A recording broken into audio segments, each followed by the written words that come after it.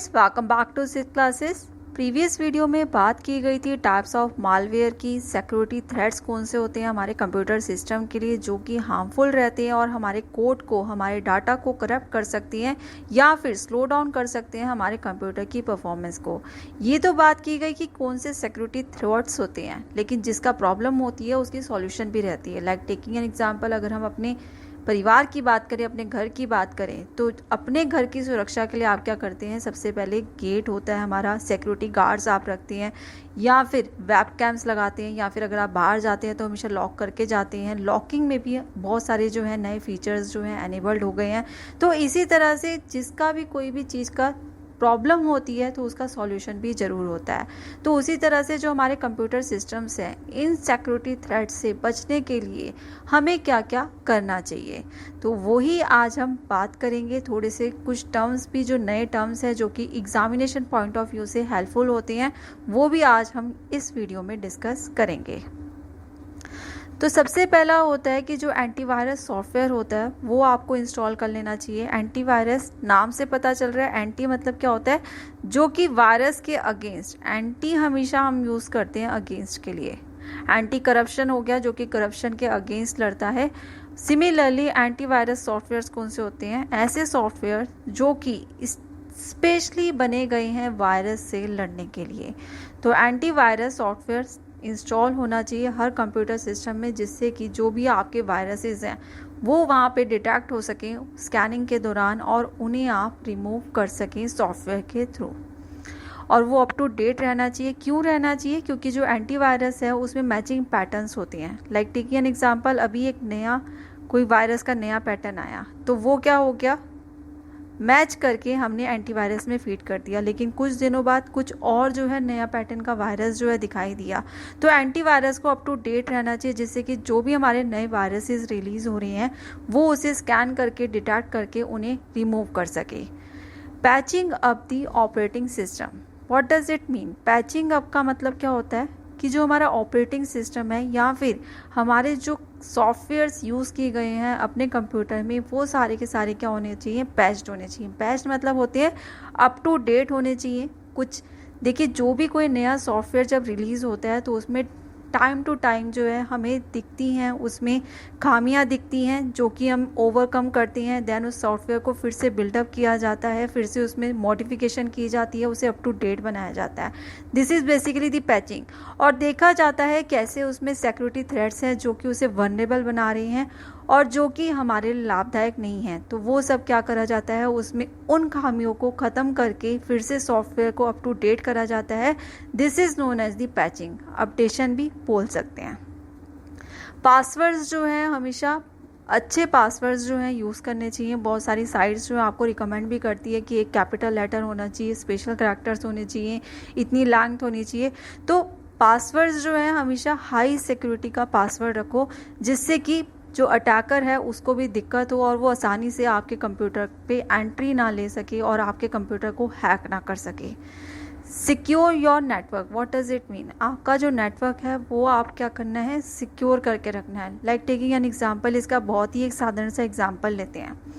आपका खुद का एक नेटवर्क है, आपके मोबाइल में खुद का एक नेटवर्क है। अब आप क्या कर रहे हैं? अपने नेटवर्क को, आपके पास कोई गेस्ट आता है तो आप अपने नेटवर्क को शेयर कर देते हैं। आप कहते हैं कि ये मेरा यूज़र नेम है, इस यूज़र नेम को सिलेक्ट करके मैं आपको अपना पासवर्ड जो है शेयर कर रहा हूँ और जो है आप मेरे नेटवर्क के थ्रू ही आप अपने मोबाइल को या अपने सिस्टम को ऑन कर लीजिए। तो ये क्या है? ये एक सिक्योरिटी थ्रेट है। वो आपका क्या कर सकता है? फ़ायदा भी उठाकर आपके नेटवर्क को ब्रीच कर सकता है, आपके कंप्यूटर को हैक कर सकता है। तो जब भी आप अपने नेटवर्क को शेयर करते हैं किसी और गेस्ट के साथ, किसी और पर्सन के साथ, तो as a guest ID generate कीजिए और उसे दूसरा पासवर्ड जो है हमेशा देने की कोशिश कीजिए, जिससे कि वो सिक्योरिटी थ्रेट जो है बच सके। Next is use of firewall. बहुत से स्टूडेंट कंफ्यूज हो जाते हैं, ये बहुत बार एग्जामिनेशन में भी आपको देखने को मिलता है फायरवॉल से रिलेटेड क्वेश्चन। तो बिल्कुल भी घबराइए मत। फायरवॉल को आपको कैसे लेना है? जैसे आपके घर का जो एंट्री गेट होता है उसी तरह से हमारा फायरवॉल वर्क करता है। कैसे करता है? आपकी डोरबेल बजती है एंट्री गेट पे, आप क्या करते हैं? गेट को ओपन करने से पहले ही आप आजकल क्या करते हैं, पहले इंक्वायरी करते हैं, आप कौन हैं, आप कहाँ से आए हैं, आपको क्या काम है, आपका क्या रिलेशन है हमारे से, या फिर आपको हमारे यहाँ मदर फादर किसको आप जानते हैं जिस वजह से आप यहाँ पे आए हैं। तो अगर आपको वो पर्सन ठीक लगता है तभी आप उसको एंट्री देते हैं, वरना नहीं देते हैं। तो इसी तरह से हमारा फायरवॉल वर्क करता है। कैसे वर्क करता है मैं आपको थोड़ा सा यहाँ पे एक्सप्लेन करूँगी। उससे पहले थोड़ा सा पिक्चराइजेशन देख लेते हैं जो भी अभी तक हमने पढ़ा है। मैं आपको ये पिक्चर्स, इमेजेस वगैरह इस वजह से दिखाती हूँ स्टूडेंट, क्योंकि जो मेमोरी में रिटेन रहती हैं चीज़ें वो टेक्स्ट से ज़्यादा जो इमेजेस होती हैं वो हमेशा रिफ्लेक्ट करती हैं। जब आपका क्वेश्चन आता है एग्जामिनेशन में तो वो इमेजेस जो हैं वो रिकवर होती हैं आपके माइंड में और फटाफट आप उनका आंसर्स जो हैं दे पाते हैं। अभी आपको बताया कि पैचिंग क्या होती है। तो पैचिंग मतलब क्या होता है, जो हमारे सॉफ्टवेयर्स हैं वो अप टू डेट होने चाहिए जिससे कि सिक्योरिटी थ्रेट से बच सकें। नेक्स्ट आपको बताया गया था, ये पैचिंग का ही एग्जांपल है। बग्स होते हैं, जो एरर्स होती हैं हमारे प्रोग्राम में, जो एरर्स होती हैं प्रोग्राम में उन्हें हम कहते हैं बग्स। एग्जामिनेशन में ये भी पूछ लिया जाता है what is the term use for an error in a program, तो उसे हम कहते हैं बग। और ये बग हटाने के लिए क्या होता है, पैचिंग की जाती है। जो एरर्स होते हैं पैचिंग के दौरान जब हमारा मॉडिफिकेशन किया जाता है सॉफ्टवेयर में, उसे अप टू डेट किया जाता है, तो ये सारे बग्स जो है वहाँ से हटाए जाते हैं। नेक्स्ट देखिए, फायरवॉल के बारे में मैं जिक्र किया था। क्या होता है फायरवॉल, बाहर इंटरनेट से ट्रैफिक आ रहा है, बहुत सारी साइट्स जो हैं वो रन कर रही हैं, इंटरनेट से ट्रैफिक आ रहा है, इंटरनेट को हर कोई एक्सेस कर सकता है, लेकिन आपने क्या करा, फायरवॉल लगा दिया, एक डिवाइस लगा दिया फायरवॉल जो कि रिस्ट्रिक्ट कर रहा है इंटरनेट से जो भी ट्रैफिक आ रहा है। अब हर कोई हर साइट जो है ओपन नहीं कर सकता। मैं आपको एक और चीज़ बताती हूँ, बहुत सारी साइट्स आपने देखी होगी जो कि HTTP में रन करती हैं और बहुत सारी साइट्स ऐसी होती हैं जो कि HTTPS पे रन करती हैं। तो ये क्या होती है, सिक्योर्ड साइट्स होती हैं।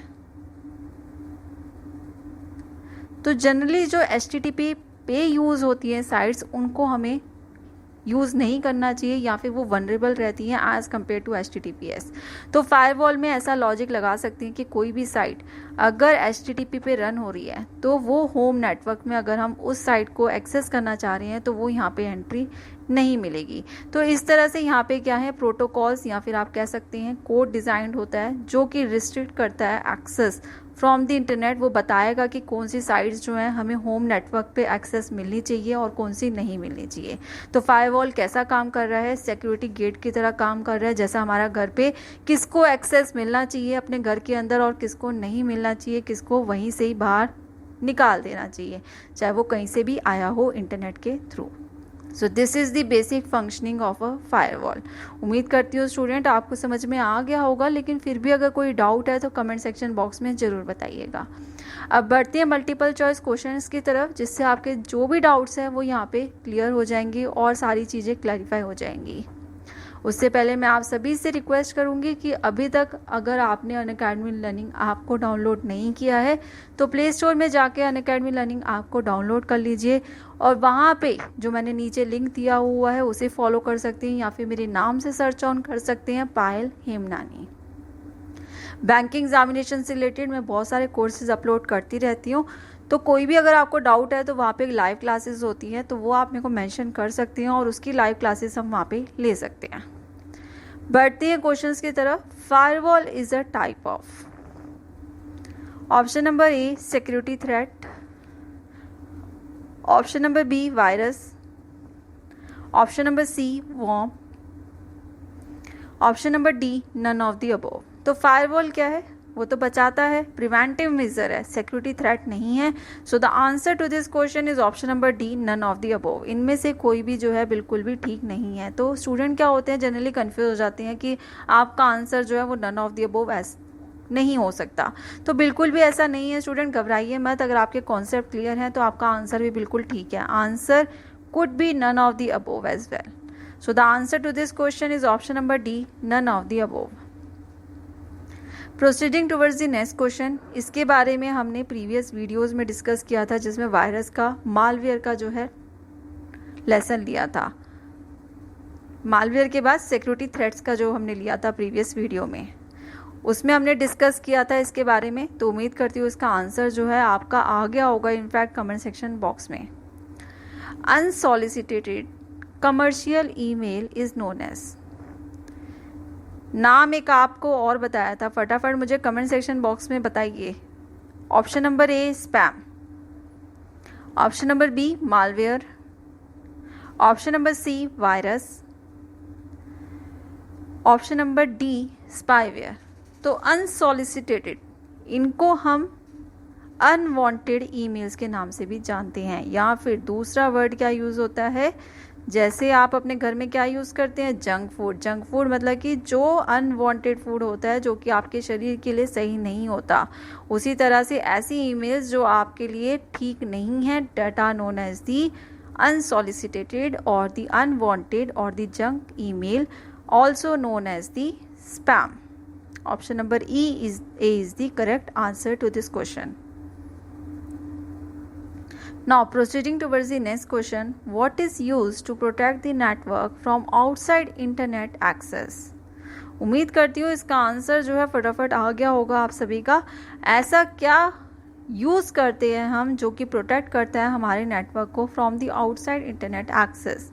Option number A trusted antivirus, option number B 24 hours scanning for the virus, option number C firewall to separate trusted and untrusted network, option number D deny users access to websites which can potentially cause security leak.